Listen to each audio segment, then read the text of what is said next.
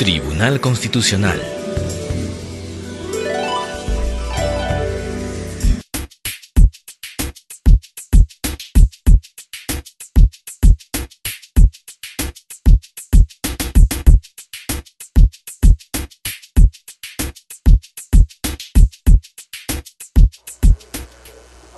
Buenos días, de pie por favor. Audiencia pública de la Sala Segunda del Tribunal Constitucional, Lima, 26 de junio del 2014, presidida por el magistrado señor Manuel Miranda Canales e integrada por los magistrados señores Marianela Ledesma Narváez y Eloy Espinosa Saldaña Barrera. Secretario de Sala, doctor Flavio Arreategui Apaza. Muchas gracias por el saludo. Pueden tomar asiento, señores abogados.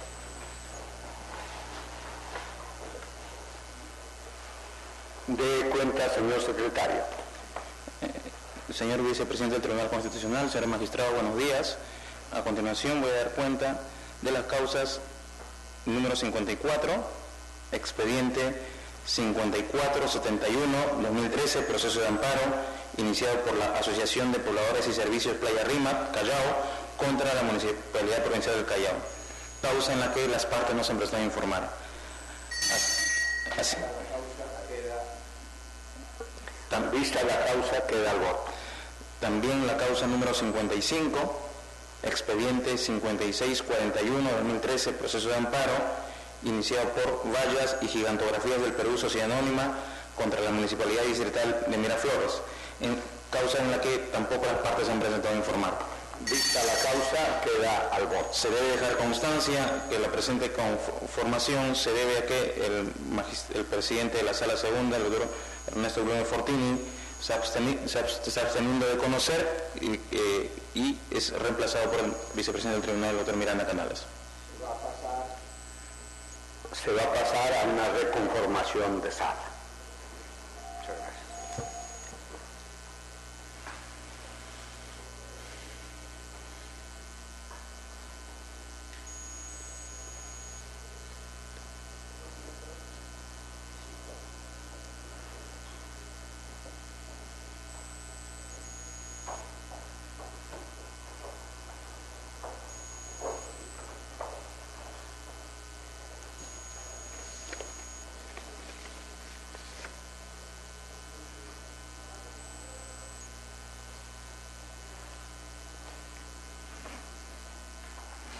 Sí. De cuenta, señor secretario. Señor presidente de la Sala, a continuación se va a dar cuenta de aquellas causas en las que las partes se han presentado a informar. Causa número 5, expediente 3854-2013, proceso de amparo, iniciado por don Carlos Martín Gómez Purizaca contra Salud, Lambayeque. A solicitar uso de la palabra la parte demandante, el abogado Pedro Manuel Pisfil León.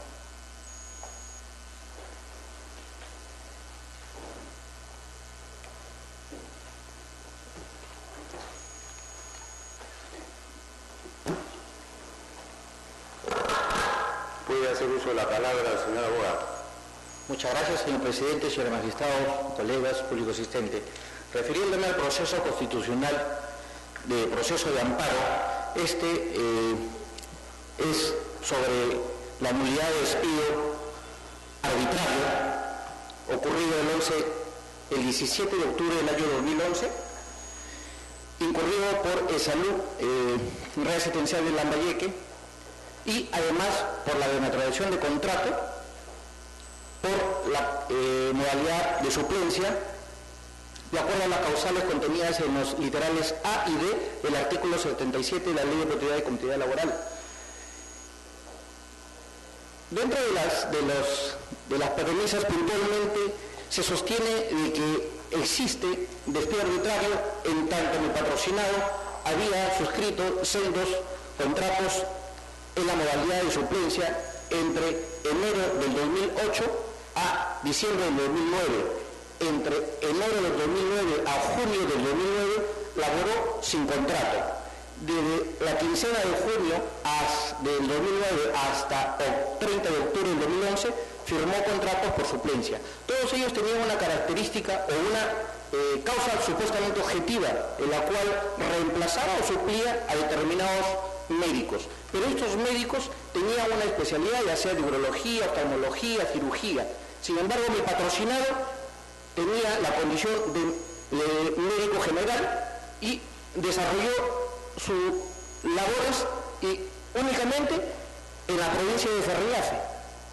Sin embargo, los contratos se establecía de que mi patrocinado suplía a cada uno de estos médicos con especialidades en centros asistenciales de los distritos de La Victoria, José Leonardo Ortiz y de la provincia de Chiclayo. Sin embargo, mi patrocinado jamás fue destacado a estos distintos establecimientos laborales.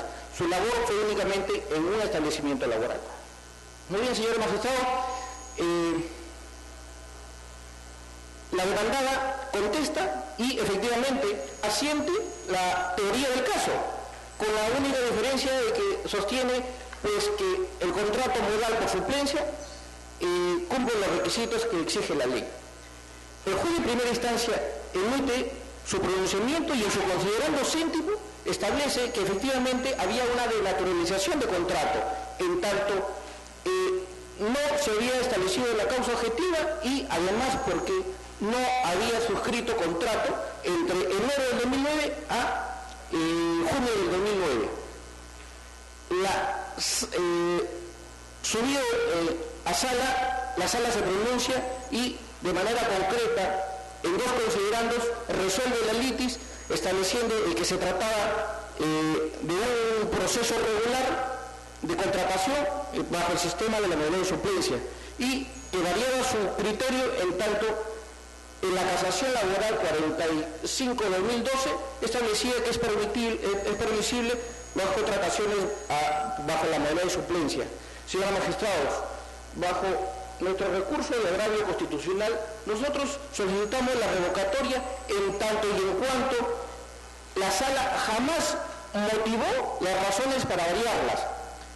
El contenido de la sentencia de primera instancia, además porque jamás pudo hacer una compensación de todos los medios probatorios que corren en autos y que se había acreditado de manera fehaciente que había habido una denaturalización de contrato y además el despido arbitrario. Más aún si entre el 1 de octubre de 2011 al 30 de octubre de 2011 tenía supuestamente un contrato vigente, sin embargo de forma unilateral al 17 de octubre se le extingue la relación laboral.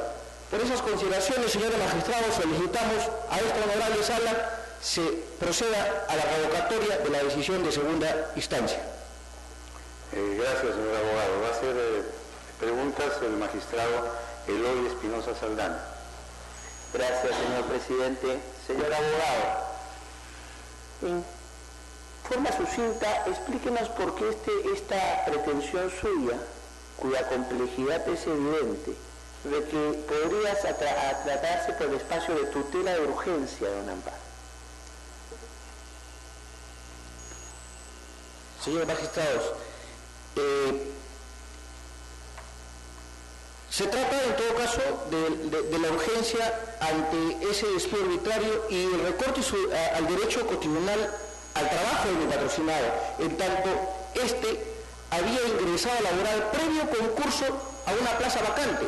Es decir, él estuvo dentro de un concurso. La situación, la pregunta es muy concreta. Para defender derechos tenemos medios ordinarios y tenemos medios específicos que implican una tutela diferenciada de urgencia. Usted puede tener muchas maneras de defender un derecho, pero cuando recurre al amparo es porque tiene ciertas características, la alegada lesión a su derecho amenaza a su derecho. La pregunta es, ilústrenos con un poquito más de precisión sobre ese aspecto. ¿Por qué no? Porque usted sabe por qué le han denegado esto en sede de la judicatura ordinaria. Entonces, explíquenos por qué esto requiere la tutela de urgencia del amparo. En pocas palabras, por favor. Sencillamente, porque no se ha respetado un debido proceso a favor de mi patrocinado. Y esa es una de las razones por qué urge el tratamiento constitucional vía proceso de amparo. Gracias. Es todo, señor abogado. Vista la causa, Queda el voto. Causa número 8, expediente 3875-2013, proceso de amparo, iniciado por don Hipólito Bayona Namuche contra el ONP. Por la parte demandante, ha solicitado uso de la palabra el abogado Antonio Abad Antón Quiroga.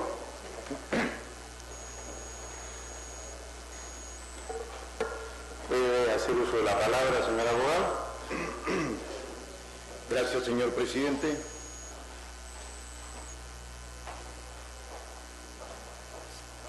Mi presencia ante el tribunal es para efectos de informar la demanda constitucional de amparo ante la negativa del otorgamiento de una pensión vitalicia, como asimismo el pago de sus devengados. Los hechos se remontan al año de 1994, exactamente el 13 de junio de 1994, cuando mi patrocinado se encontraba laborando en faena de pesca al frente del puerto de Casma en hora de la mañana. Arribado al puerto de Chimbote, fue trasladado al hospital del Instituto Peruano de Seguridad Social. De este accidente, el empleador, la empresa San Pedro, inmediatamente informó de este accidente al hospital, puso a disposición la ficha del asegurado, como asimismo sus años contributivos de labor para que pueda ser atendido. Atendido inicialmente, prestado los primeros auxilios, posteriormente fue trasladado a la ciudad del Callao, al Hospital Sabogal, donde reside el accidentado.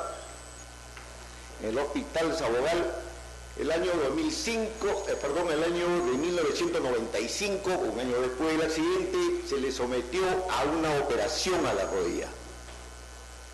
El año de 1996, el Hospital Sabogal emite un certificado médico ocupacional con respecto al accidente de la rodilla de la operación. Fue sometido a tratamiento de rehabilitación y, habiendo quedado en una situación mal, el pescador ya no podía regresar a su centro de trabajo por incapacidad. El año de 1998 presenta su solicitud solicitando la pensión vitalicia. Es hasta el año de 1998 que se pide también los devengados de esta pensión. Han corrido muchos años, hasta el año 2011 que se interpone la acción de amparo por la demora en el proceso administrativo de otorgarle la pensión. En 2011 se interpone esta demanda de acción de amparo, se corre traslado a la demandada y la demandada lo absuelve, manifestando que el certificado emitido por el Hospital Sabogal no era, no tenía el valor legal para ellos, lo que ellos señalan como que no tenía el carácter vinculante. Sin embargo, el año 2004 y 2005 se emitieron una sentencia del Tribunal Constitucional el año 2004 y el año 2005, dos sentencias del Tribunal Constitucional donde precisaban de que los certificados emitidos por el Ministerio de Salud de carácter ocupacional, eran competentes, tenían completamente valor para otorgarle su pensión de jubilación. Es a partir del 2008 cuando el tribunal varía la decisión y para efecto de otorgarle la pensión manifiesta de que tiene que ser a través de una comisión evaluadora. Es así como, por ejemplo, a pesar de que el señor juez reconoce que tiene carácter vinculante, dado el tiempo transcurrido, ¿no? emite su sentencia declarando improcedente la demanda. Apelado a la sala, confirma la sentencia sosteniendo el mismo criterio que manifestó la demandada al contestar la demanda y que es lo mismo que sostiene el señor juez y sostiene la sala. Pone un ejemplo con un trabajador minero, con un pescador. Nosotros en nuestro fundamento de agrarios manifestamos de que es, a pesar de que son dos trabajos de riesgo, pero son completamente distintos. Señor presidente de la sala, por estos argumentos vertidos es que acudimos al Tribunal Constitucional a efecto de que se le conceda su pensión vitalicia a este trabajador pescador. Gracias, señor presidente. Sí, señor abogado, una pregunta. ¿En algún momento la demandada ha negado expresamente a su patrocinado el derecho de acceder al sistema pensionario? Ha negado, señor presidente. A pesar de que el Ministerio de Salud ha solicitado el juzgado, ha remitido el informe médico, ha reconocido el certificado médico también y toda la ficha clínica, ¿no? Ha sido allí operado, que ha sido tratado este trabajador, pero no se le ha sentido por la relación. Muchas gracias. Vista la causa, queda luego. Causa número 13, expediente 4023-2013, proceso de amparo, iniciado por don Julio Anaihuachaca Rodríguez contra la ONP. Por la parte demandada han solicitado el uso de la palabra la doctora Angelita Pilar Agui Gamonal. Por la parte demandante ha solicitado el uso de la palabra la abogada Angelita Pilar Agui Gamonal y por la parte demandada la doctora Maribel Milagros Lara Menéndez. Abogada, puede hacer uso de la palabra. Señor presidente, señores magistrados, muy buenos días. Vengo en representación del demandante, en la cual estamos viniendo en agravio constitucional contra la sentencia de vista, la misma que revocó la sentencia de primera instancia, que declaró fundada nuestra demanda en todos los extremos, y la sentencia de vista la reformula declarando infundada nuestra demanda, por la cual solicitamos a esta digno sala que nos declare fundado el recurso de agravio y por consecuencia también el otorgamiento de jubilación de pensión minera bajo la modalidad de socavón, bajo los siguientes fundamentos. Sí, disculpe, abogada, o sea, usted está patrocinando un proceso en el cual el demandante promueve un amparo contra resolución judicial. No, estamos contra, en este caso vamos en recurso de agravio contra la sentencia que nos ha declarado infundada nuestra demanda, pero estamos lógicamente solicitando. Sí. Lo siguiente, o sea, el amparo es contra una resolución judicial firme. No, el amparo es contra la denegatoria de pensión de jubilación. Ya, ok, continúe. Como antecedentes, señores magistrados, cabe mencionar lo siguiente. Mi patrocinado en el año 2010 inicia su proceso administrativo ante la ONP para solicitar pensión de jubilación especial régimen minero, modalidad socavón. Para otorgamiento de pensión minera, modalidad socavón, la ONP solamente requiere la edad de 45 años y mínimo 20 años de aportaciones. Mi patrocinado al año 2010 ya tenía 50 años de edad y 21 años de aportaciones con 10 meses. Demora todo un año el proceso para que la ONP califique el trámite administrativo, que son 11 etapas, y la ONP reconoce solamente 17 años de aportaciones bajo la modalidad de socavón. Por lo tanto, le deniega la pensión de jubilación minera porque la ONP considera que no ha llegado a los 20 años de aportaciones. Frente a esta situación que deniega la pensión de otorgamiento de jubilación minera, interponemos nuestra acción de amparo contra la ONP con la finalidad que el juzgado, con un mejor criterio y con una valoración conjunta de las pruebas, le reconozcan a mi patrocinado los 21 años de aportaciones acreditados bajo la modalidad de socavón. La primera instancia emite una sentencia Acreditando los 21 años de aportaciones, por lo tanto, nos otorga la pensión de jubilación. Ordena a la ONP que emitan la resolución otorgando la pensión de jubilación minera. Ante esta situación, la ONP interpone un recurso de apelación, sube a la segunda instancia y Sala revoca la sentencia de primera instancia, considerando que para la Sala los documentos que obran en el expediente administrativo solamente llegan a 19 años y un mes de aportaciones. Es decir, la Sala sube de 17 años de la ONP y lo reconoce 19 años y un mes de aportaciones. La sentencia de vista, en el considerando cuarto, establece que evalúan todos los certificados y llegan a 19 años de aportaciones y un mes. En el considerando quinto, menciona que en el expediente administrativo obra una declaración jurada de un empleador, pero los magistrados de la Sala consideran que la declaración jurada no es suficiente para acreditar el vínculo laboral, que requieren un complemento más para que puedan acreditar ese periodo que falta. Frente a esa situación, por ese hecho, la Sala no nos reconoce esa declaración jurada de un empleador.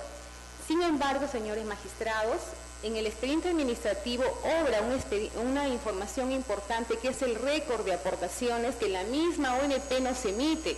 Y en el récord de aportaciones menciona claramente que el empleador Argüelles Pasache Elmer figura en el sistema de la ONP como empleador del señor. Y figura también la fecha de ingreso de mi patrocinado, el 15 de agosto de 1982. Entonces la Sala consideramos que no revisó el expediente debidamente. ¿Por qué? Porque estamos acreditando el vínculo laboral. Frente a esa situación, solicitamos también nosotros de que ante una declaración jurada sí se debe considerar en base al artículo 1 del Decreto Supremo 082-2001, que establece que si la persona tiene una imposibilidad de poder demostrar su certificado o su boleta de pago, solamente es suficiente una declaración jurada y un documento adicional que compruebe el vínculo laboral, lo cual estamos acreditando que se comprobó el vínculo, más no la aportación, y también se acreditó con una declaración jurada. Adicionalmente, ese artículo 1 del Decreto Supremo 082-2001 establece que el asegurado obligatorio puede presentar declaración jurada con el objeto de acceder a una pensión en caso hayan podido acreditar la existencia del vínculo laboral y aportaciones, lo que le permitirá acreditar un periodo máximo de 4 años. A mi patrocinado no le falta 4 años, solamente le falta para llegar al mínimo 20, solamente 11 meses. Consideramos en esta situación, señores magistrados, que la Sala no revisó debidamente el expediente, por lo cual, basándonos en que la pensión tiene de carácter alimentario, porque es la única fuente de ingreso que mi patrocinado espera que se le reconozca, son más de 20 años trabajando en la modalidad de socavón, que es una situación muy difícil, no es posible que el Estado le venga denegando una pensión que justamente le corresponde. Por lo cual solicitamos a esta digna Sala que por favor se revise los documentos y se declare fundada nuestra demanda en todos sus extremos. La abogada de la parte demandada tiene un uso de palabra.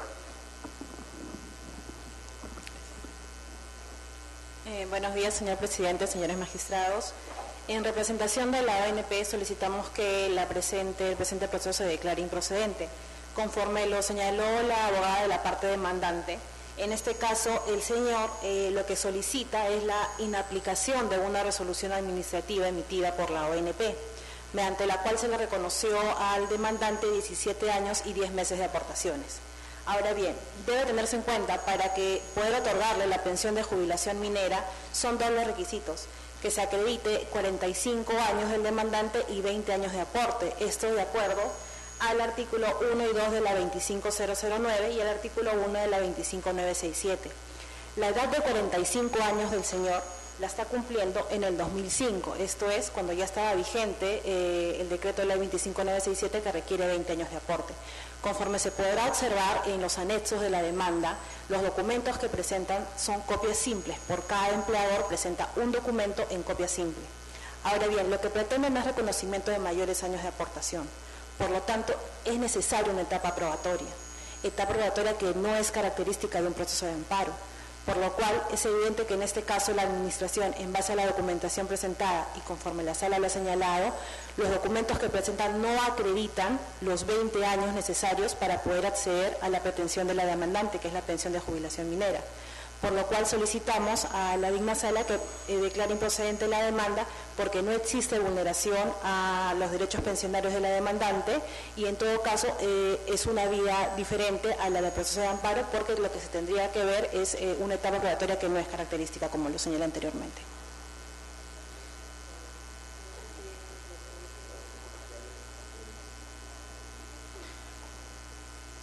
¿Desea hacer uso de la réplica?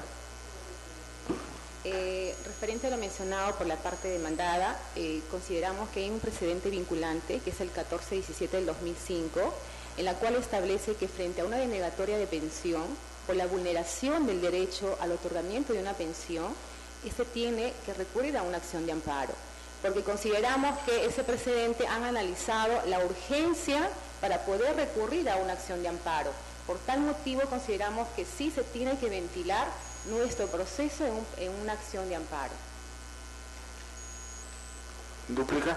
Sí, lo que quería precisar es que, si bien es cierto lo que dice la abogada, debemos tener en cuenta que en este caso no se acredita de manera fehaciente el derecho de la demandante. Como repito, es necesario evidentemente una etapa probatoria, la cual no es característica en este caso.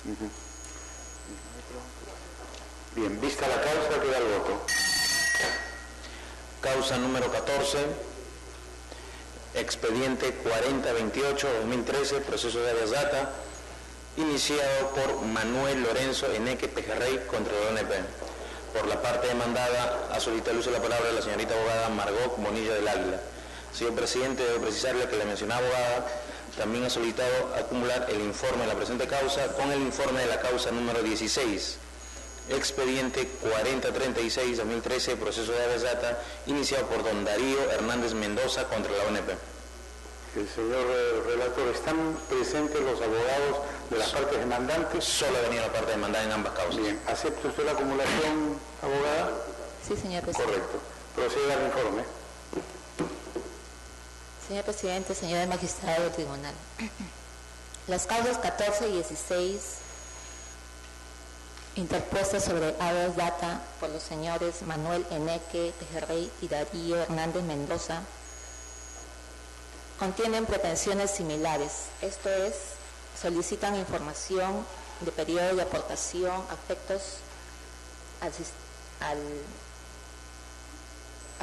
Sistema Nacional de Pensiones sobre determinados periodos. Ya las salas respectivas en segunda instancia han declarado infundadas ambas demandas, posición que solicitamos también sea la de este tribunal.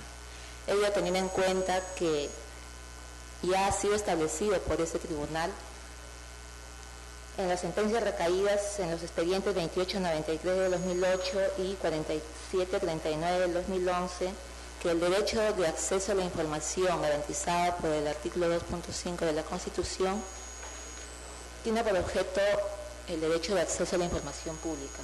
Información pública que no incluye en su ámbito de protección la obligación por parte de la entidad pública de producir información, sino solo de poner al alcance del ciudadano información preexistente a la solicitud.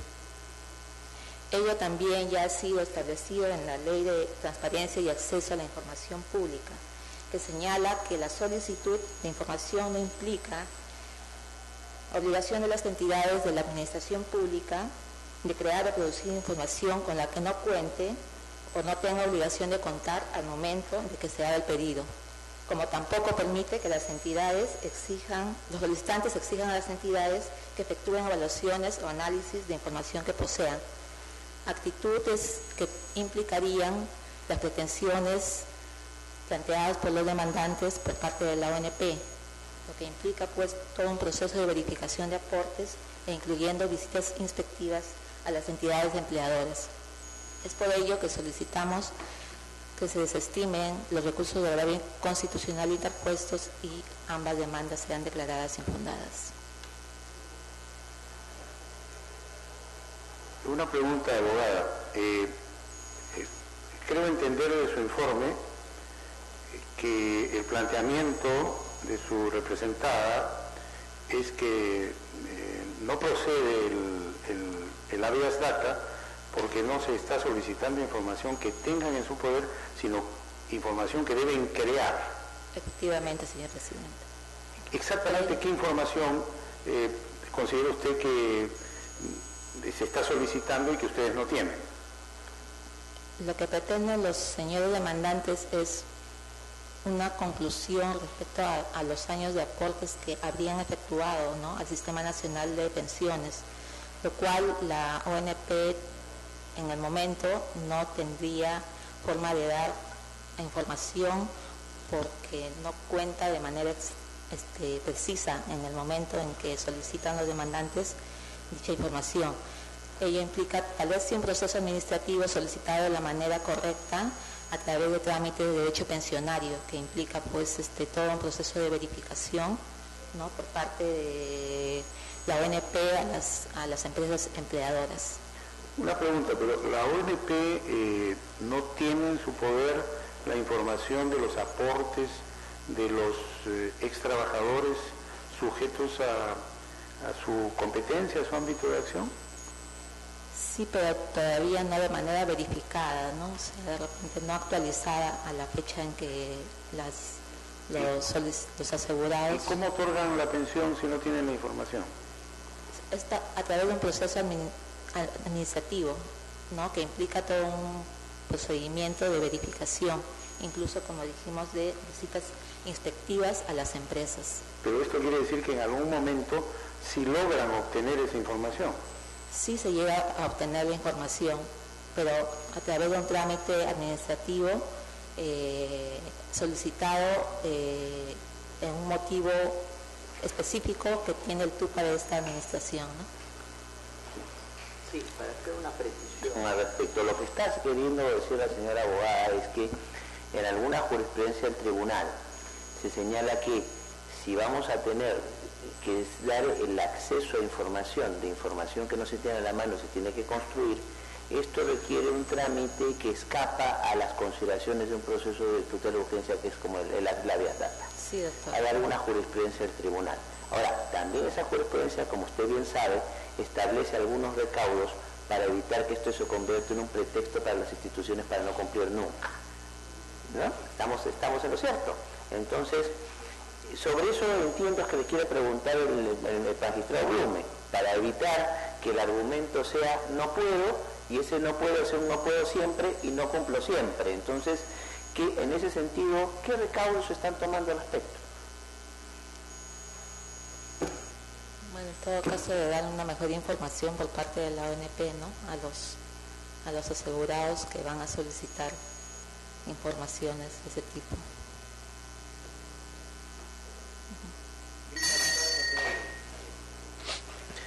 Causa número 15, expediente 4033-2013, proceso de amparo, iniciado por doña Andrea Matallana de Chapoñán contra la ONP. Por la parte demandada, ha solicitado el uso de la palabra la señorita abogada Medallic Stephanie Villón Raimundo.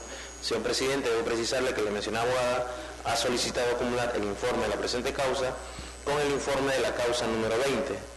Expediente 4107 de 2013, proceso de amparo, iniciado por don Segundo Manuel Caro Esquives contra la ONP. Debo precisarle también que en ambas causas las partes demandantes no se han presentado. Bien, puede hacer uso de la palabra, abogada. Buenos días, señor presidente, señores magistrados. Voy a proceder a dar informe oral respecto de la causa 4033-2013, seguidos por la señora Matallana Chapoñán Andrea. Bien, señor presidente, mediante la presente demanda, la señora Matallana lo que pretende es que se le reajuste la pensión de jubilación de su causante en virtud a la ley 23.908, que estableció, que reajusta en 3 sueldos mínimos vitales la pensión inicial. Y asimismo que se le reajuste su pensión de viudez bajo la misma normativa. Sin embargo, al momento en el que se le otorga pensión a su causante, esto es en octubre de 1976, no se encontraba vigente la Ley 23.908, motivo por el cual, teniendo en cuenta la temporalidad de la norma, no le correspondía este reajuste. Asimismo, al momento en que se le otorga el beneficio pensionario de viudez a la demandante, en el 2002 tampoco se encontraba la Ley 23.908 en vigencia, pues se sabe que la 23.908 estuvo vigente desde septiembre del 84 hasta diciembre del 92. Es en ese sentido que solicitamos se desestima el recurso de agravio constitucional solicitado por la demandante en virtud de estos fundamentos, declarándose infundada su demanda. Vista la causa, queda el voto. Bien, señor presidente, señores magistrados, asimismo procederé a dar informe oral respecto de la causa 4107-2013, seguido por Caro Esquives II. Bien, mediante el presente proceso, lo que solicita el demandante es el otorgamiento de una pensión de jubilación adelantada. Bien, se sabe que la pensión de jubilación adelantada requiere una totalidad de 30 años de aportaciones. Sin embargo, al momento de efectuar las verificaciones del caso, la ONP únicamente logró acreditar 26 años de aportaciones. Y mediante este proceso lo que solicita justamente el demandante es que se le reconozcan años adicionales de aportes, para lo cual ha presentado certificados médicos y boletas de pago, lo cual evidentemente por sí solos no constituyen medios probatorios suficientes para esta acreditación. Por esto que solicitamos que también se desestime su recurso de agravio constitucional, teniendo en cuenta el precedente vinculante 4762-2007.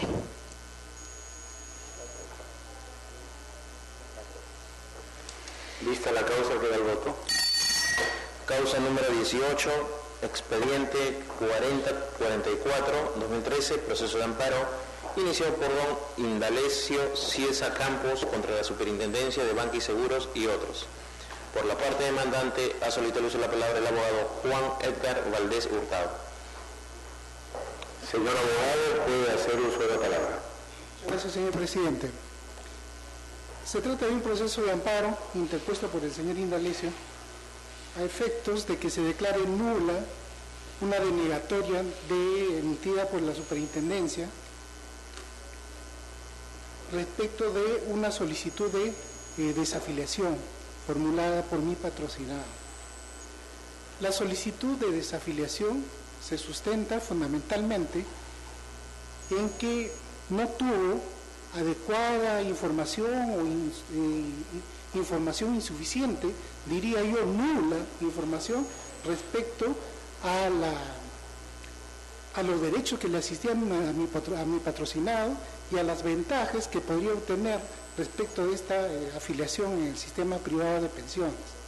Como sabemos, señor presidente, señores magistrados, la afiliación al sistema privado de pensiones, en este caso se produjo en el año 1996, en el cual entró pues en boga este sistema de afiliación a través de promotores que se acercaban a los centros de trabajo y persistían a su insistencia, se lograba este tipo de afiliaciones sin darse a conocer en detalle los hechos o los beneficios que le permitirían acogerse a este sistema. En este caso concreto, mi patrocinado, una persona analfabeta, se inscribió en el sistema privado de pensiones, pero en el año 1996, pero no se le dio una adecuada información, como repito, nula información sobre las ventajas que obtendría, toda vez que a esa fecha, la fecha de afiliación, ya tenía derecho a pensión. Existen en otros documentos por los cuales se acredita que tenía como 30 años de aportaciones en su centro de trabajo, que le eran descontados mes a mes. Es por eso que, desconociendo esta situación, se afilió y imprimió simplemente su huella digital. Al contestar la demanda la AFP Profuturo en este caso, señala que ha existido voluntad expresa y manifiesta de parte de mi patrocinado, lo cual es falso, por cuanto señala que existe la firma y huella digital. Preguntamos, ¿cuál firma? No existe ninguna firma, existe simplemente una huella digital que precisamente demuestra la falta de información y la voluntad de acogerse al sistema. Esto se traduce con la situación actual grave que vive mi patrocinado, el cual no percibe pensión alguna. 8 años que está en ese trance, no tiene pensión, no tiene seguro. Entonces se ha afectado el derecho fundamental a la pensión, a la vida, a su supervivencia. No goza de ningún derecho que el Estado reconoce, no obstante sus años de aportaciones que suman en total como 40 años.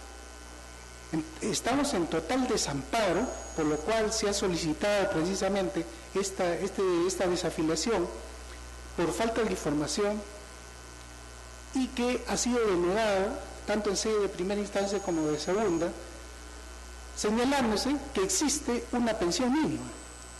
Pero ¿de qué pensión mínima estamos hablando, señor presidente, señores magistrados? No existe ninguna pensión mínima que el sistema privado de pensiones esté otorgando o le esté pagando actualmente a mi patrocinado. No existe ninguna, como repito, 8 años en los cuales no percibe absolutamente nada y tiene que vivir apoyado, gracias a Dios, por su señora hija, que es la única que tiene, y que actualmente pues por este proceso de filiación, bajo sentencias emitidas en el órgano jurisdiccional, sin motivación alguna, incidiendo sobre este aspecto de desafiliación por falta de información y simplemente, como repito, basado en que existe una pensión mínima. Es decir, se ha recurrido a un mero formalismo para denegar la desafiliación, cuando de por medio está el algo fundamental, el núcleo de este asunto, que constituye el derecho a la pensión que reconoce la Carta Fundamental en sus artículos 10 y 11. Es por eso, señora magistrada, la formulación de este recurso de agravio constitucional, porque las sentencias injustamente dictadas por el órgano jurisdiccional no han reconocido este aspecto muy trascendente y relevante que, como subrayo una vez más, afecta el derecho a la vida de mi patrocinado y que por lo tanto solicitamos se ampare, se declare fundado este proceso de amparo en razón de estos hechos manifiestamente graves.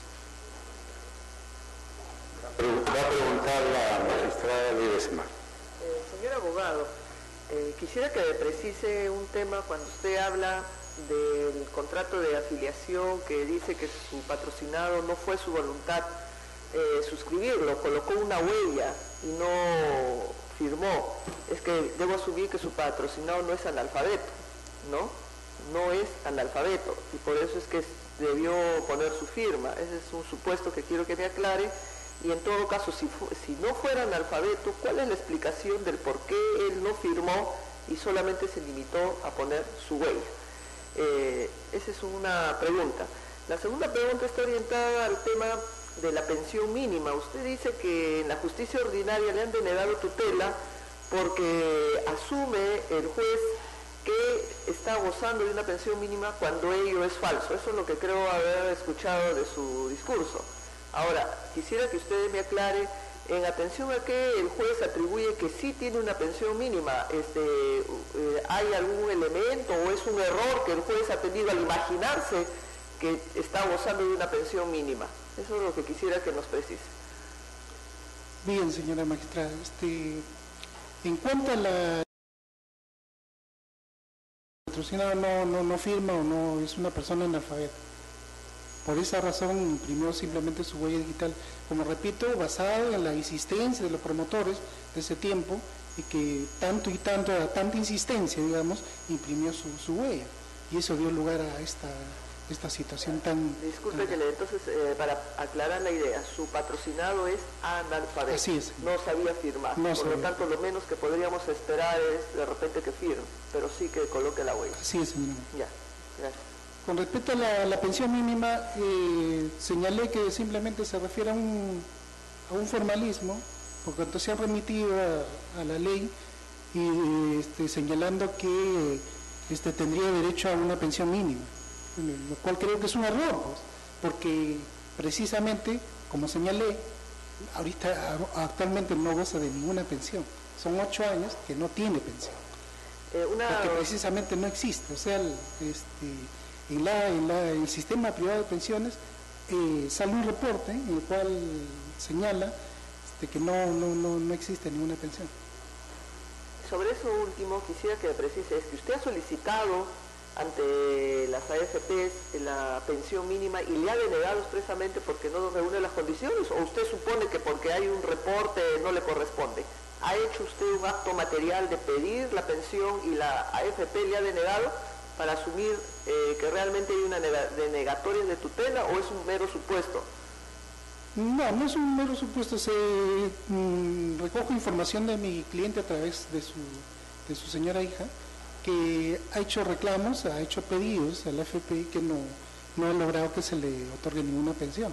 O sea, bueno, pero en primer lugar, como repito, está basado en la desafiliación, para que se le permita reconocerse los 40 años de servicio que ha prestado y que se le han descontado mes a mes. Pregunta del magistrado Espinosa Saldaña. Gracias, presidente. En realidad ahí la cosa, entonces distingamos, pues una cosa es que la sentencia haya dicho porque constata que se puede dar esto, y otra cosa es que no lo esté ejecutando la ONP. Lo que entiendo por lo que está diciendo usted es que la sentencia asume que se debe estar cumpliendo con la obligación de la pensión mínima, más la ONP no está depositándolo, ¿verdad? Y es que tenemos que tener claro cuál es el acto lesivo, mi querido amigo. Entonces, el acto lesivo es que no está recibiendo una pensión, pero si usted está haciendo una imputación, hay que saber a quién le hace la imputación. La imputación es por el incumplimiento a nivel de la sentencia, la imputación es porque la sentencia presume que se está haciendo y no se está haciendo. Pues, ¿quién es el que no está cumpliendo? Bueno, la sentencia se ha basado en que la desafiliación se habría propuesto porque no era la oportunidad de vida y porque estaría persiguiendo porque tendría derecho a una pensión mínima. La pensión mínima... No, sí, la pregunta es muy puntual, señor abogado.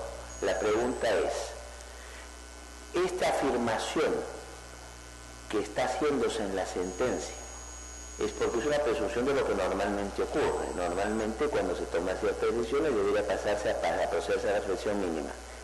Lo que usted nos está diciendo es que a pesar de esta presunción de la sala, no ha habido de la parte de la ONP la actuación correspondiente. ¿Eso es lo que nos está diciendo? Bueno, no existe una información debida, exacto. Eso es claro, usted tiene que hacer una imputación por el incumplimiento de una obligación, o lo que usted es una obligación que implica la vulneración del derecho fundamental que lo trae precisamente este tribunal. Entonces, no es un asunto menor lo que le pidió determinar la magistrada Ledesma, y le pediríamos a tal caso que si lo tiene a bien usted, para efecto de un informe escrito que tendría que entregar de inmediato, haga la precisión en ese punto correspondiente. Es todo, gracias. Gracias, señor. Vista la causa, queda el voto. Causa número 22, expediente 4113-2013, proceso de amparo, iniciado por don Silverio Fernández Reina contra la ONP. Ha solicitado el uso de la palabra por la parte demandada el abogado José David Reyes López.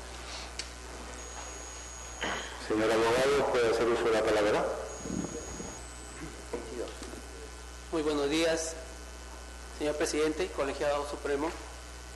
Venimos en representación de la Oficina de Normalización Previsional en la causa 4113 del 2013, donde viene un agravio constitucional interpuesto por la parte demandante contra la correcta sentencia de vista que declara y confirma la sentencia que declaró infundada la demanda sobre el pedido del demandante sobre el incremento o recálculo de su pensión de jubilación de renta vitalicia.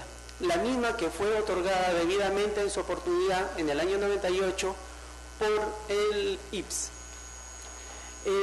La sala, de manera correcta, ha emitido el pronunciamiento basándose en los fundamentos ya emitidos por el Tribunal Constitucional en la sentencia 349 del 2011, que determina la fecha de contingencia para el otorgamiento de la pensión de renta vitalicia.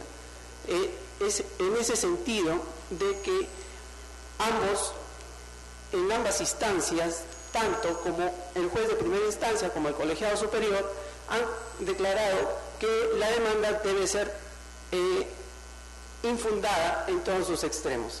Es por ello que venimos a solicitar a vuestro ilustre colegiado emita la respectiva resolución rechazando y declarando infundada la demanda de amparo interpuesta por el demandante. Vista la causa, queda el voto. Causa número 26, expediente 4204-2013, proceso de amparo, iniciado por don Rafael Ricardo Tello Paredes contra Telefónica del Perú, Sociedad Anónima Abierta y otro. Por la parte demandada han solicitado informar el abogado José Martín Morales Casusol, en representación de Telefónica del Perú, así como el abogado Franco Salvador Herrera Tafur, en representación de la empresa Emerson del Perú. ¿Puede hacer uso de la palabra, señor abogado? Muchas gracias, señor presidente. En el presente caso, solicitamos a esta sala que se declare improcedente la demanda de amparo interpuesta por el señor Rafael Tello Paredes contra Telefónica del Perú y Emerson del Perú S.A.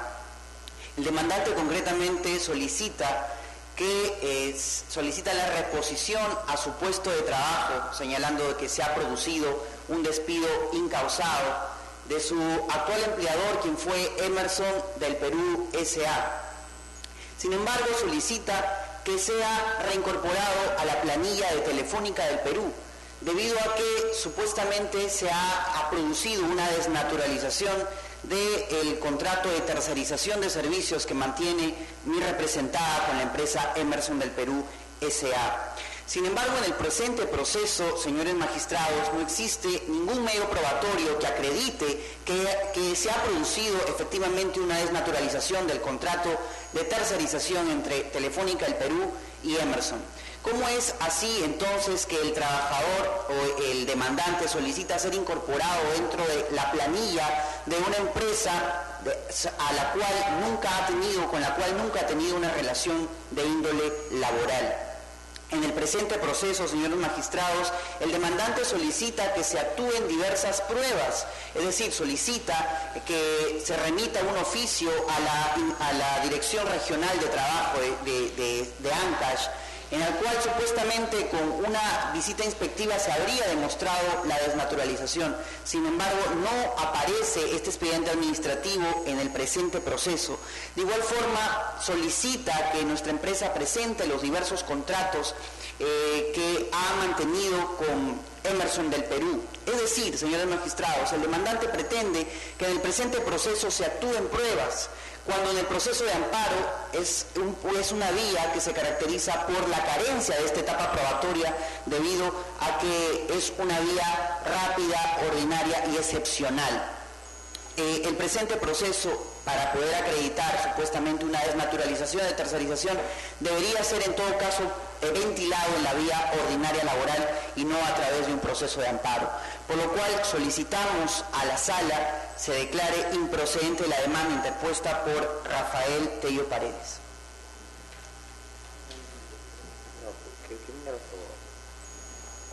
¿Puede hacer uso de la palabra del abogado de la codemandada?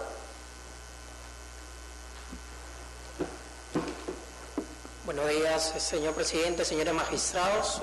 Vengo en representación de Emerson del Perú con la finalidad que se sirvan desestimar la presente demanda, tal como ha señalado la codemandada telefónica, que se declare improcedente la misma en atención a los siguientes considerandos. En primer lugar, debo ser clara en señalar que la relación laboral que mantuvo el demandante, el señor Rafael Tello Paredes, con mi representada, se extinguió como consecuencia de la comisión de falta grave consistente en el abandono de trabajo. En ningún momento se configuró ni un despido fraudulento, ni un despido incausado, ni un despido arbitrario. En efecto, conforme se podrá verificar de los autos, mediante carta de fecha 15 de febrero del 2012, se le inició un procedimiento de despido al demandante como consecuencia de sus inasistencias injustificadas al centro de labores. Es en ese sentido que al no haberse desvirtuado las faltas imputadas y al no haberse emitido descargo alguno frente a las mismas, se extinguió la relación laboral por la comisión de falta grave. En ese sentido desconocemos que haya existido algún tipo de despido incausado o fraudulento, debido a que es de pleno conocimiento del demandante que el vínculo laboral se extinguió por una causa justa de despido. Finalmente, debo precisar que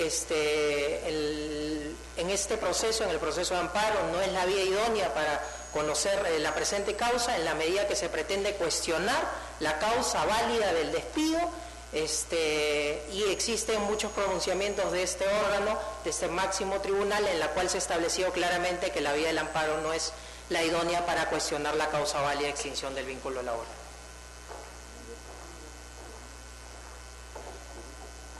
Pregunta del magistrado de Luis Espinosa Saldaña. Más que preguntas, gracias presidente, precisiones. ¿Usted está planteando la improcedencia o la declaración de infundada? Porque usted está diciendo que no es la vía, pero a la vez está diciendo que no se ha configurado un despido arbitrario, un despido incausado. Si el argumento es ese, entonces no estamos hablando de una causal de improcedencia. Pero ordenémonos, por favor, señor abogado. Entonces, ¿cuál es el planteamiento que usted está haciendo? ¿O cuál es para usted ese planteamiento prioritario? O sea, si lo que va a decir es esto, y en el supuesto negado que esto no se aceptara es tal cosa, nos entendemos mejor. Pero ¿cuál es su planteamiento? Le preciso. Lo que nosotros planteamos es que se declare improcedente la demanda en la medida que se cuestiona la causa válida de extinción. Solo quería precisar el tema de cómo se extinguió la relación laboral, ¿no? De acuerdo. Vista la causa, queda el voto.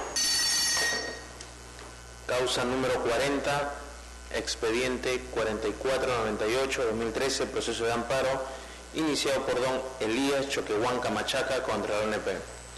Por la parte demandada han solicitado el uso de la palabra la señorita abogada Medallic Stephanie Villón Raimundo, en representación de la ONP, y el abogado Jean-Pierre Nava Mendiola, en representación de la empresa RIMAX Seguros. ¿Puede hacer uso de la palabra, doctor? Señor presidente, señores magistrados, proceder a dar informe oral sobre la... nosotros solicitamos que se declare la improcedencia de la improcedente de la demanda en virtud a que únicamente ha presentado este informe de comisión médica. Sin embargo, no hubo en autos una historia clínica, digamos, que permita corroborar que en efecto el demandante padezca esta enfermedad, por lo que a nuestro entender el amparo no es una vía idónea porque carece de estación probatoria a fin de que se pueda merituar este tipo de certificado, necesitando evidentemente oficiar al hospital a fin de que se pueda corroborar este tipo de información que contiene el informe de evaluación médica. Es por ese sentido, ese extremo, en el que solicitamos que se declare la improcedencia de la demanda.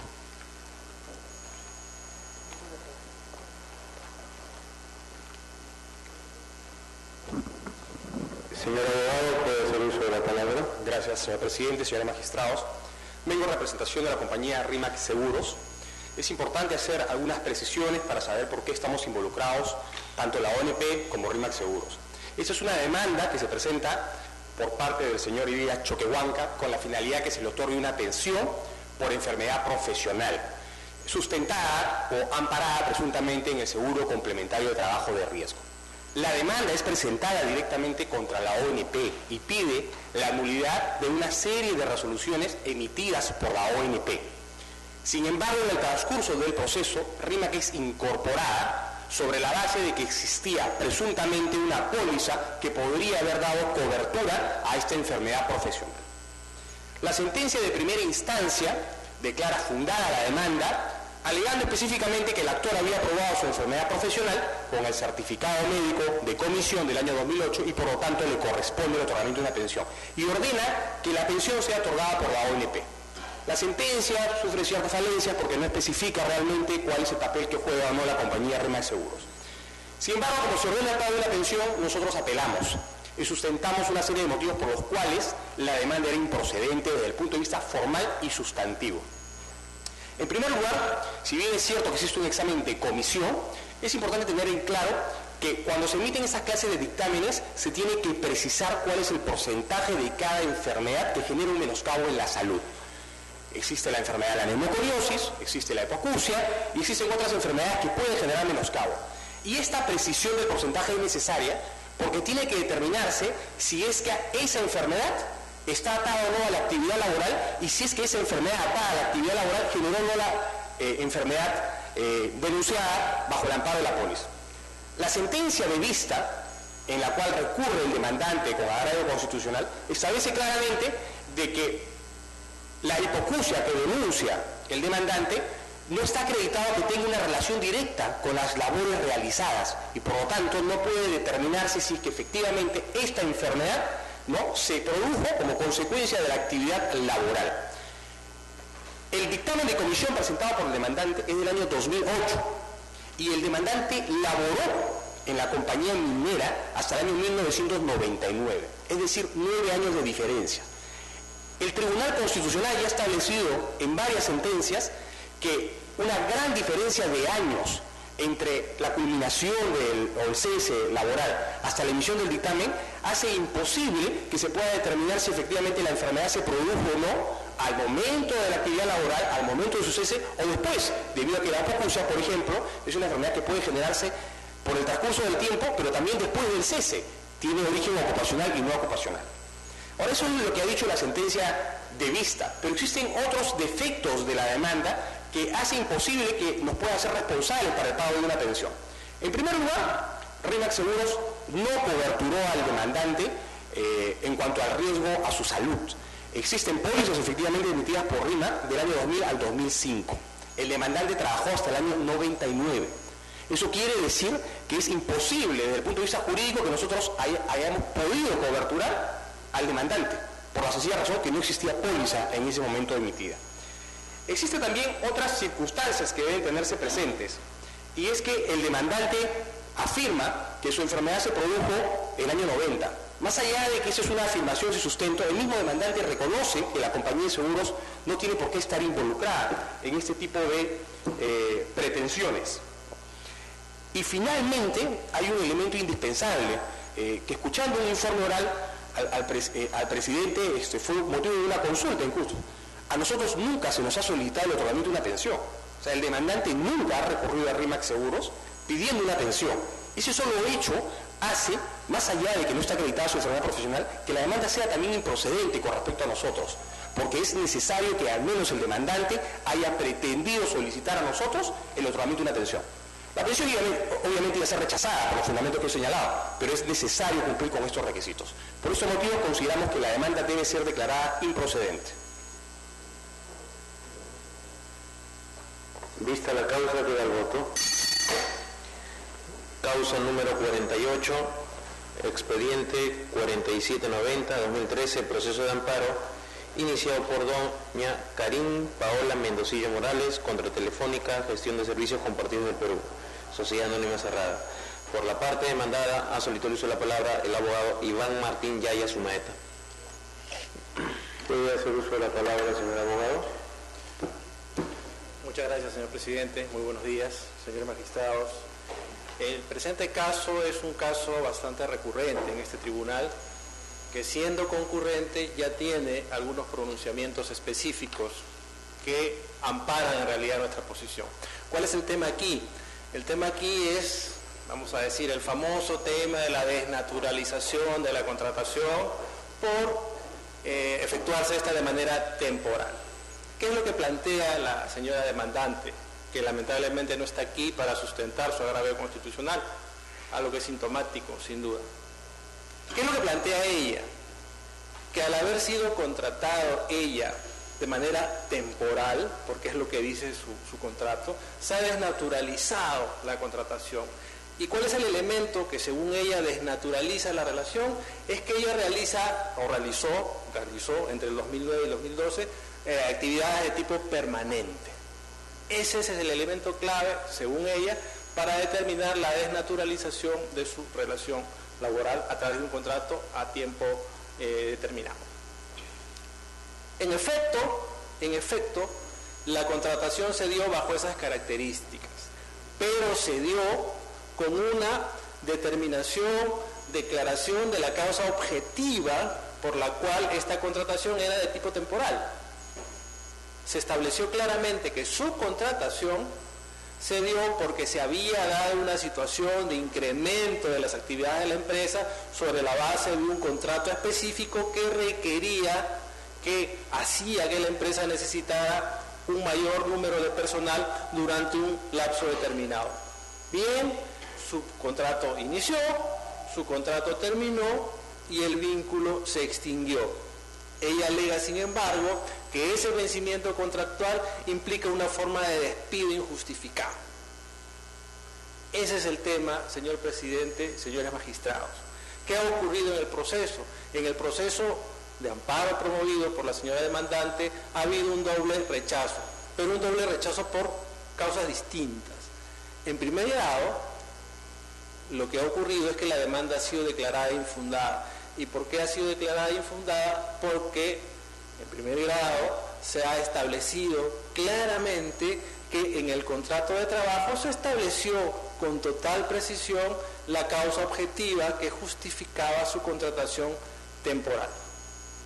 Formula apelación y en segundo grado lo que ocurre es que la sala de revisión más bien considera que la demanda es improcedente, porque la sala sostiene que lo que en realidad ha ocurrido aquí es que ella está discutiendo un tema técnico-laboral, que es si ha existido o no ha existido en realidad un tema de justificación de su actividad de tipo temporal en la empresa. ¿Cuál es nuestra posición aquí?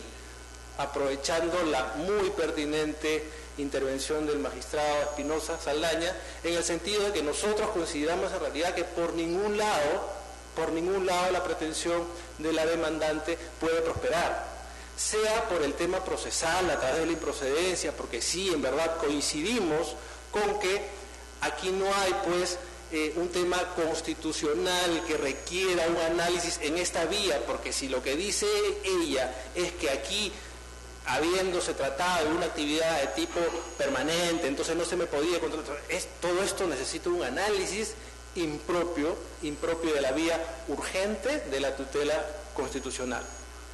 Ese sería en realidad nuestro planteamiento técnico principal, la improcedencia de la demanda. Sin embargo, apoyándonos en pronunciamientos previos de este tribunal, consideramos que también en el legado supuesto de que se dijera que la demanda es procedente en esta vía, deberían considerarse el tema de fondo que, como repito, este tribunal ya ha pronunciado. Y queremos invocar, con la venia de la sala, señor presidente,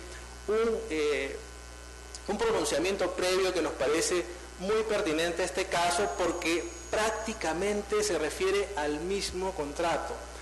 Vamos, me refiero al texto del contrato que se sigue para la contratación del personal a plazo determinado de los trabajadores.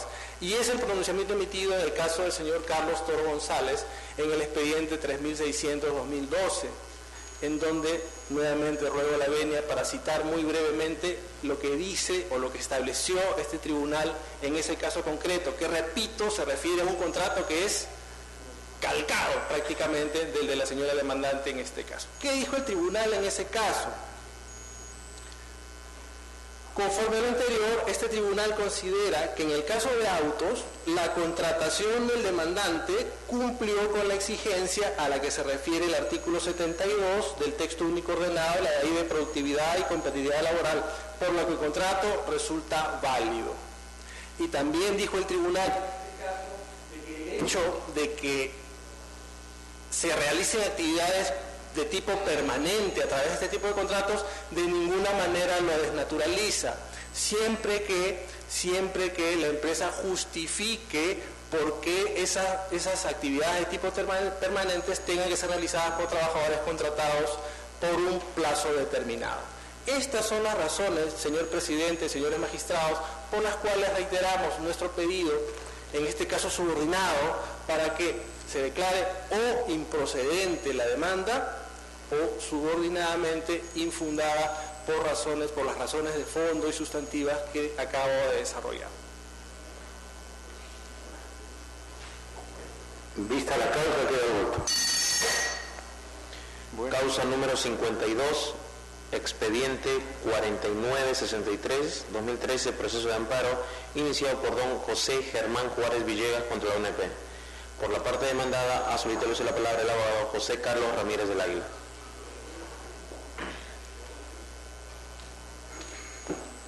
Señor abogado, puede usted hacer uso de la palabra. Muchas gracias, señores magistrados, señor presidente. En representación de la ONP, solicitamos se confirme la alzada que declara improcedente la demanda en virtud de los siguientes argumentos. En el presente proceso, el señor José Juárez Villegas solicita se declare inaplicable una resolución administrativa que le denegó pensión de jubilación. Hay que ser conscientes y hay que ser precisos en relación a la vulneración de un derecho constitucional relacionado con el artículo 10, 11 y 12 de la Constitución, vinculados también con el decreto de ley 19990, que otorgan en el Sistema Nacional de Pensiones los requisitos para generarse una pensión de jubilación. Dentro del decreto de ley 19990 encontramos tres tipos de pensiones: la pensión de invalidez, la pensión de jubilación y la pensión de sobrevivientes. En el presente caso específicamente hablamos de una pensión de jubilación. Para obtener una pensión de jubilación es necesario obviamente dos requisitos: la edad y los años de aportación. La edad, en el presente caso, el señor los cumple. Sin embargo, hay un detalle interesante en relación a la acreditación de los aportes.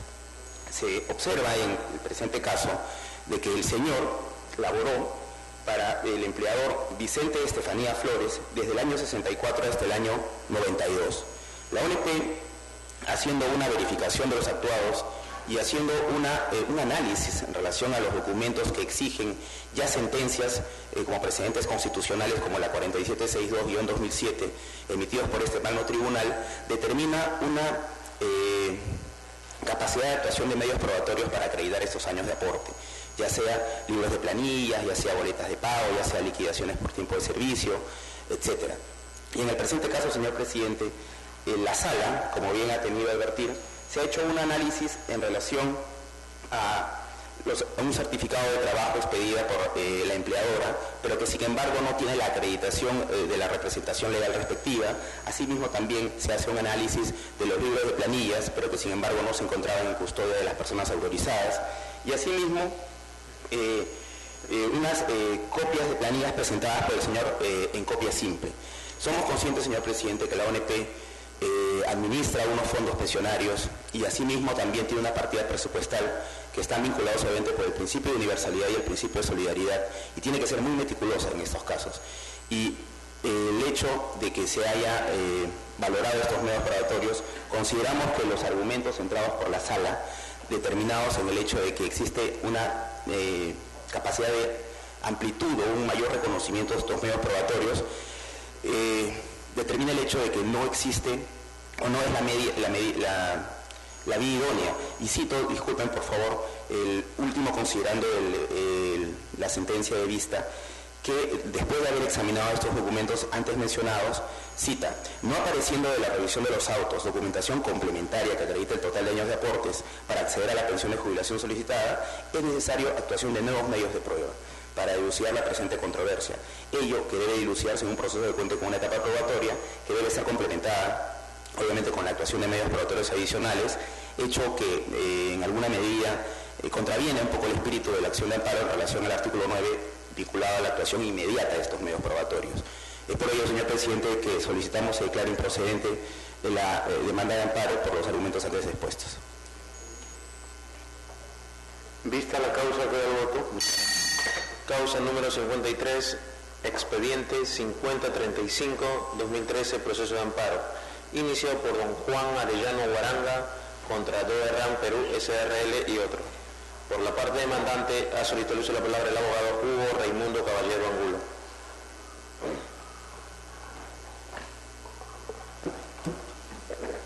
Señor abogado, ¿puede usted hacer uso de la palabra? Buenos días, señor presidente. Buenos días, señores magistrados. La presente demanda de amparo por despido fraudulento tiene sus antecedentes en los siguientes hechos que brevemente voy a exponer. El trabajador es contratado por la empresa contratista San Juan, Servicio San Juan, y destinado a laborar para la empresa Doerran Perú, empresa principal. Es el caso que durante los años 2007 y 2008 se llevan a cabo visitas inspectivas por parte del Ministerio de Trabajo, en donde se comprueba de que los trabajadores, incluido el demandante, trabajaban con maquinaria, herramientas, implementos de seguridad e insumos proporcionados por la empresa principal Doerran. Razón por la cual, tanto en la visita inspectiva del año 2007 como también la llevada a cabo en el año 2008, la Autoridad Administrativa de Trabajo declara expresamente la existencia de tercerización fraudulenta, dejando a salvo en ambas oportunidades el derecho de los trabajadores para que procedan conforme a ley.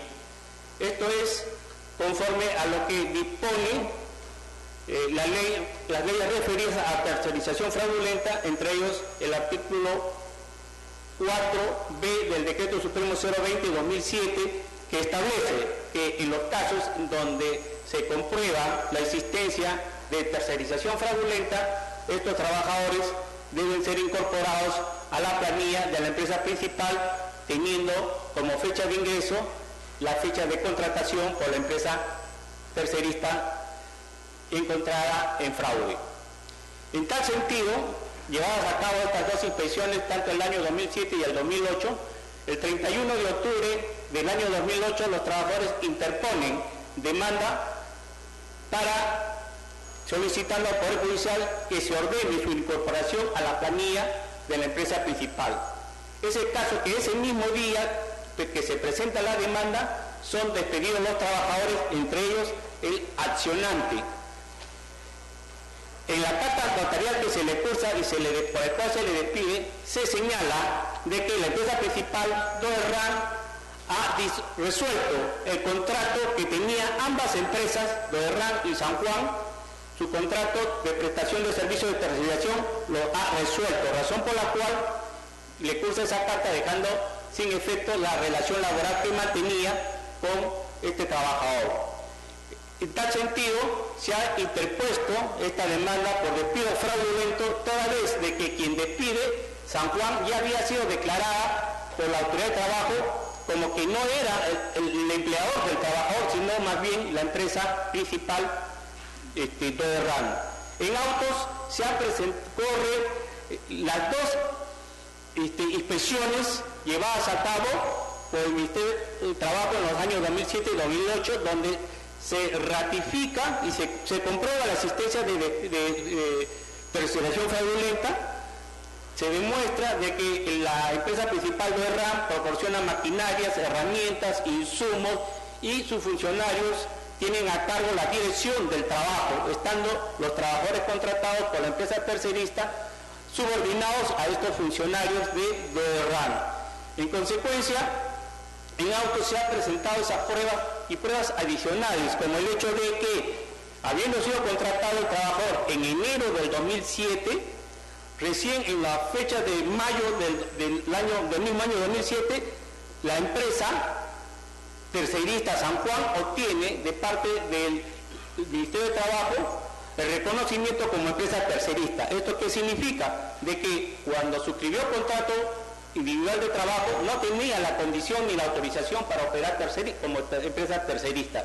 Así también obran pruebas adicionales que acreditan la relación directa del trabajador con la empresa Doerran, como son memorandos donde la empresa está otorgando herramientas de trabajo y también implementos de seguridad, así también como orden para exámenes médicos. Este conjunto de pruebas y otras más que sería muy extenso relatar, pero que ahora en el expediente dieron lugar a que en primera instancia el juzgado declarara fundada la demanda y ordenara la incorporación de la reposición del trabajador y su incorporación a la planilla de la empresa principal, desestimando el pedido de remuneraciones devengadas durante el despido. Interpuesta la apelación por la parte contraria, la séptima sala civil ha revocado la sentencia de primera instancia, ha declarado improcedente la demanda bajo dos argumentos. En el cuarto considerando señala de que se requiere de una etapa probatoria, razón por la cual la acción de amparo en el presente caso no corresponde. Y en segundo lugar, en el considerando quinto, se señala de que, habiendo una demanda laboral donde se pide la incorporación a la planilla de la empresa principal, no procede la presente acción de amparo. Sobre el primer argumento, nosotros señalamos de que incurre en error la séptima sala civil, con todo respeto, consideramos por qué. Porque en primer lugar, los hechos se remontan a los años 2007 y 2008.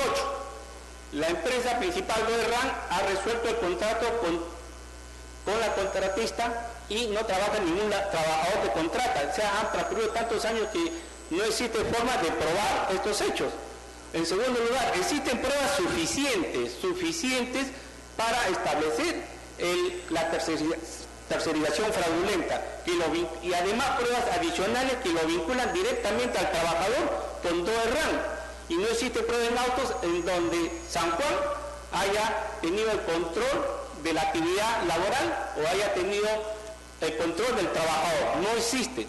Eso está verificado por la autoridad de trabajo y nosotros apelamos a la Ley General de Inspecciones en el artículo 16, que establece de que lo probado en una visita inspectiva constituye una prueba fehaciente y plena que debe ser reconocida. Y en tal sentido, en cuanto a la carta notarial que cursa San Juan al trabajador para despedirlo... Señor abogado, disculpe usted, le pediría que termine a la brevedad posible. Ha abarcado usted más tiempo del concedido en otros informes. Muchas gracias, señor presidente. Resumiría señalando de que en autos obran suficientes pruebas que acreditan de que el demandante ha tenido relación directa con Doerran y que además San Juan no ha aprobado ser una empresa tercerista, no ha aprobado tener autonomía, independencia económica, financiera ni técnica. No se cumple lo que establece la ley. En la práctica se solicita el cumplimiento de la norma que dispone que en estos casos los trabajadores sean incorporados a la planilla de la empresa principal, y el despido obedece principalmente a qué: impedir la aplicación de la norma, impedir la reserva que los inspectores de trabajo dieron en las inspecciones del año 2007 y el año 2008, razones por las cuales solicitamos que se revoque la sentencia de vista y se declare fundada la demanda de amparo. Vista la causa, queda el voto. Causa número 57, expediente 5684-2013, proceso de amparo, iniciado por don Víctor Hugo Pupuche Nevado, contra Gerencia de la Red Asistencial de Lambayeque, Gerencia General de Salud. Por la parte demandante, ha solicitado el uso de la palabra el abogado Roque David Calonge Rojas. Señor abogado, ¿puede usted hacer uso de la palabra? Muchas gracias, señor Vocales. Estamos ante un caso de despido encausado por contrato de suplencia. Para esto, señores jueces, me limitaré a dar mi informe oral dentro del tiempo en dos posiciones. En primer lugar, para demostrarles que el contrato de suplencia que celebró mi patrocinado desde el 1 de julio de 2011 hasta el 1 de septiembre de 2012 se ha denaturalizado, y en segundo lugar, para acreditarles que hubo un despido incausado. Respecto al primer tema, en la demanda hemos establecido un cuadro en el cual existen 5 hechos por los cuales nosotros postulamos que el contrato de suplencia se ha denaturalizado. Los primeros 4 tienen que ver que mi patrocinado fue contratado para reemplazar a un médico y en el Hospital Nacional Mansur Guinada Asenjo, y cuando fue a la oficina de personal el primer día a recibir la orden, después de firmar el contrato, para ir a su puesto de trabajo, le dan una carta en la cual lo destacan a otro centro médico distinto del origen. Es decir, y para incluso, en la misma carta dice que para reemplazar a un médico distinto al que figura en el contrato. Esta situación, señores jueces, está probado con un informe de personal del Policlínico Chiclayo Este, donde trabajó mi patrocinado los primeros 30 días, y también está acreditado con una constancia del mismo ESALUD. 3 hechos después sustenta mi tesis de que se denaturalizó el contrato porque mi patrocinado, a pesar que fue contratado para una plaza A, ha ido reemplazando plazas distintas. Entonces está determinada esa situación con medios probatorios. Y una segunda causal consiste en que la ley, el decreto supremo 003/97-TR establece requisitos de validez de un contrato moral, como el de suplencia. Establece en el artículo 7.2 y 7.3 en concreto que un contrato de suplencia debe tener 3 requisitos: que sea escrito, que tenga su causa objetivo de contratación, los 2 están cumplidos, y el tercero dice exactamente en el artículo 73 que una copia deberá ser inscrito o registrado ante la autoridad de trabajo. Este tercer requisito, señores jueces, la autoridad de trabajo, la ESALUD de Lambayeque no lo ha cumplido. Hemos adjuntado una constancia en la cual la autoridad de trabajo da cuenta que ese contrato de mi patrocinado firmado con ESALUD de Lambayeque no está registrado. En consecuencia, postulamos estas 2 causales de denaturalización. En primer lugar, porque mi patrocinado en 4 ocasiones no ocupó la plaza en la cual fue contratada, reemplazando a un médico distinto, y en segundo lugar, por un tema formal, porque el contrato de suplencia no cumplió con el artículo 73, que la letra dice el contrato deberá, o sea, no es una opción del empleador si quiere lo registra o no, la ley dice deberá registrarlo ante la autoridad de trabajo. Acreditado esto, señor magistrado, el segundo paso es si existe o no despido incausado. El último día de agosto del año 2012, el 1 de septiembre del año 2012, mi patrocinado fue a trabajar a sus centros laborales y no se le permitió el ingreso. Esto fue constatado por la autoridad policial, obra en autos una constancia de la policía, la cual no ha sido tachada ni cuestionada por ESALUD de Lambayeque ni por el procurador del Ministerio de Trabajo. En consecuencia, se ha acreditado ahí con esa constancia que no se le permitió el ingreso a mi patrocinado y que además no se le entregó ni una carta de despido, vulnerándose de esta manera, concluyéndose de esta manera un despido incausado.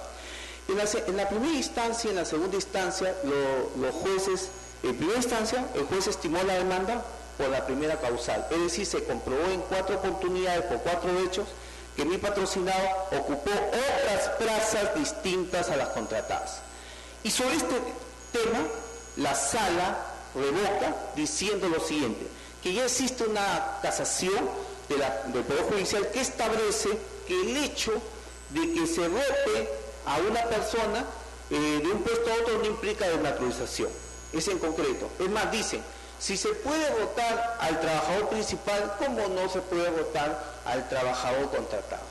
Entonces, en este caso, señores jueces, respecto a la primera situación no hubo una votación porque mi patrocinado fue contratado para laborar en el Hospital Nacional y el primer día fue enviado al Policlínico Chiclayo Oeste. No hubo votación, hubo una asignación de plaza.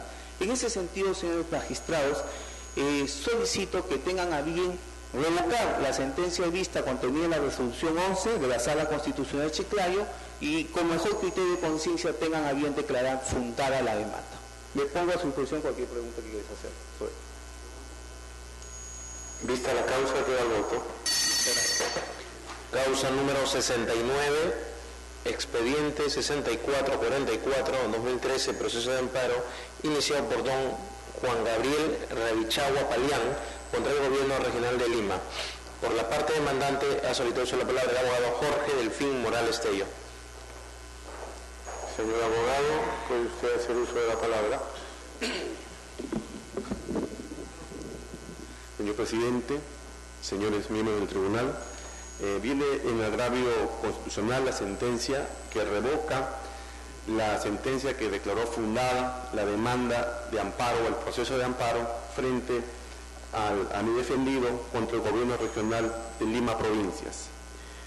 Por lo que solicito se revoque dicho fallo y se declare fundada el amparo al encontrarse probado el despido incausado y por haberse vulnerado su derecho constitucional al trabajo y contra el despido arbitrario. Básicamente quisiera resumirlo, porque es un tema que ya los señores se han pronunciado, en el sentido de que en el fondo de la controversia, efectivamente, ha sucedido que, como lo recoge el juez de primera instancia al momento de declarar fundada la demanda, y repuso y ordenó que se reponga al trabajador, ¿no?, en el puesto que tenía antes, es lo siguiente, que está probado en autos que nunca se produjo un proceso de despido, existe abundante carga probatoria donde se establece que el demandante tenía el cargo de especialista en transportes, que hacía labor permanente en el Gobierno Regional de Lima Provincias y que emitía diversos documentos, memorándums, tanto a su jefe inmediato, que era la directora regional de transporte, como a sus dos asistentes, que realizaban labores de inspección de rutas, cancelación de rutas y una serie de labores propias de la institución.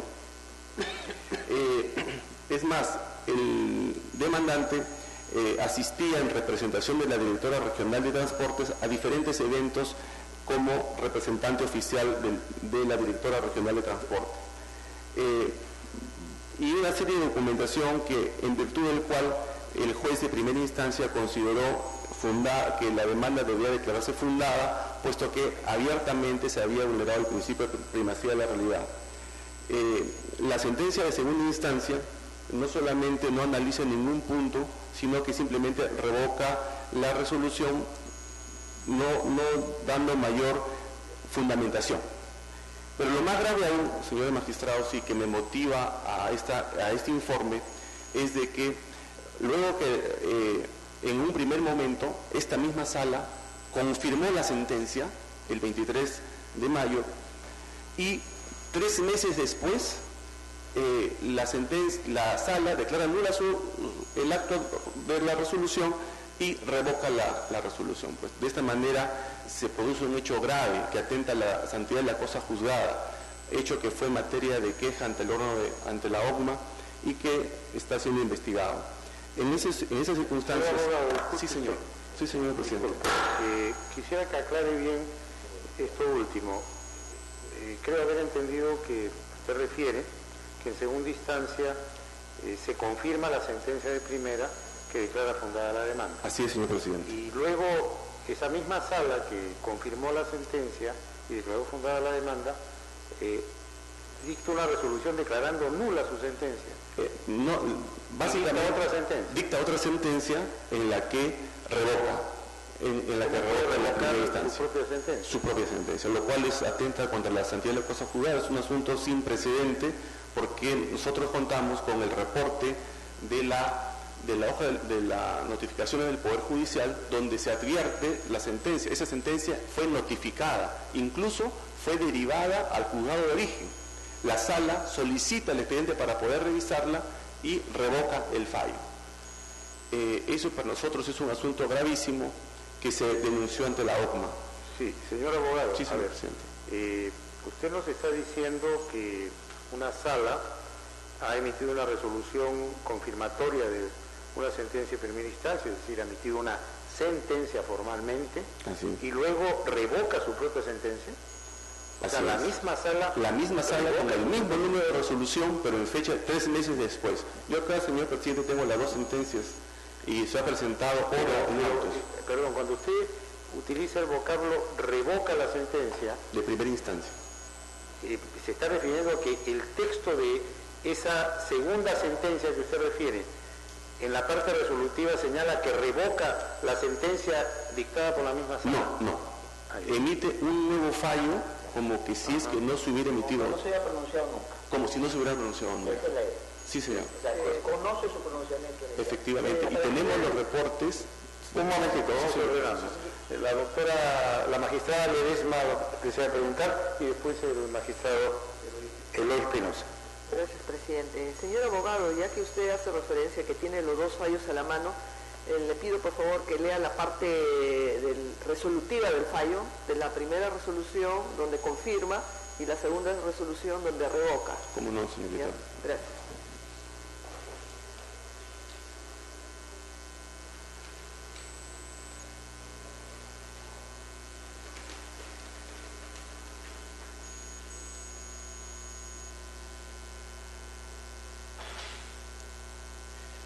Resolución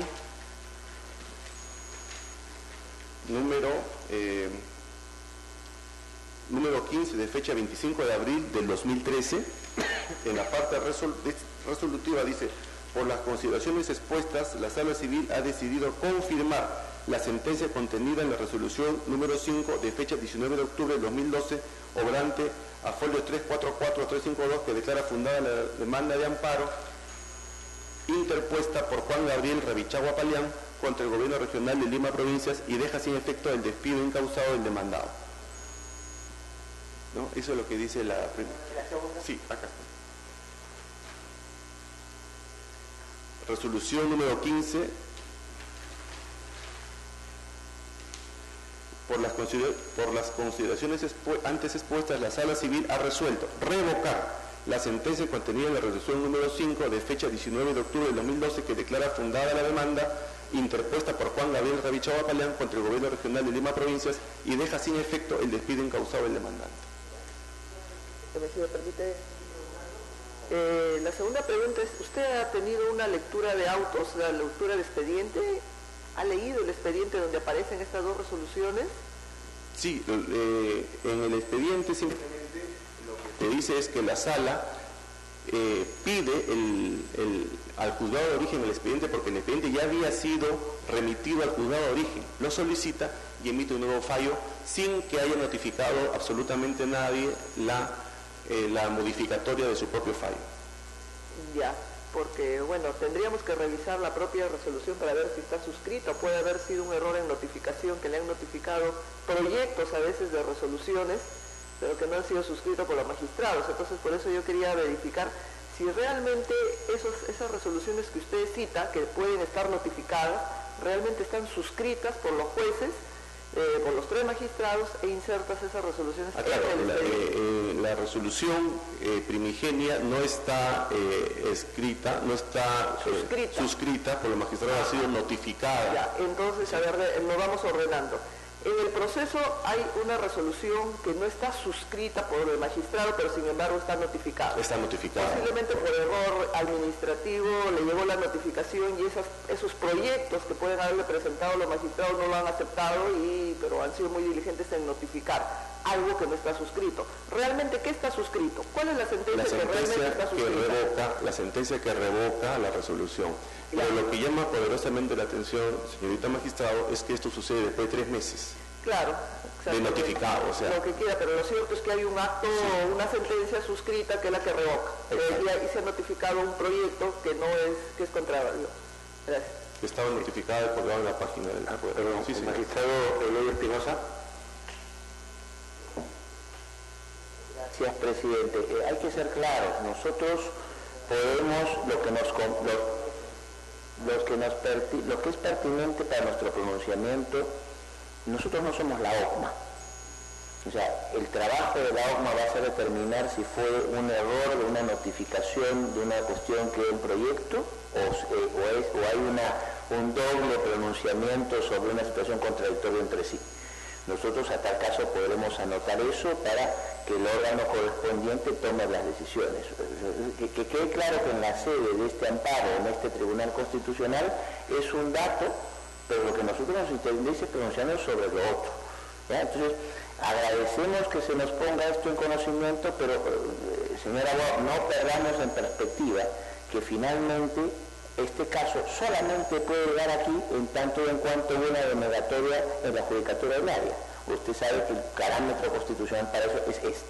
Entonces, lo digo porque si usted quiere presentar algún informe escrito para reforzar, que tendrá que hacerlo muy pronto, porque la causa ya queda al voto, no es que no incida en este tema. Usted tiene todo el derecho a poner en su escrito lo que crea conveniente.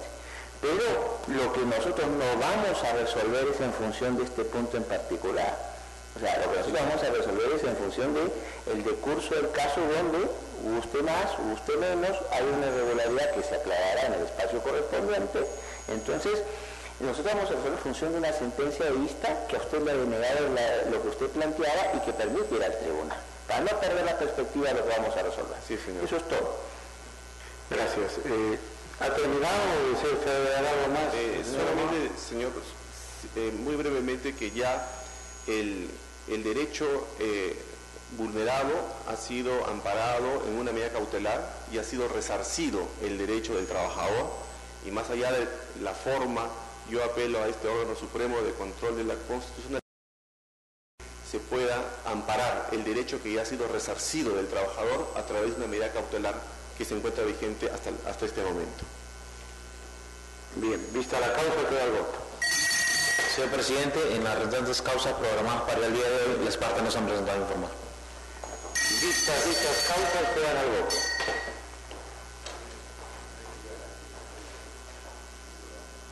Se levanta la sesión.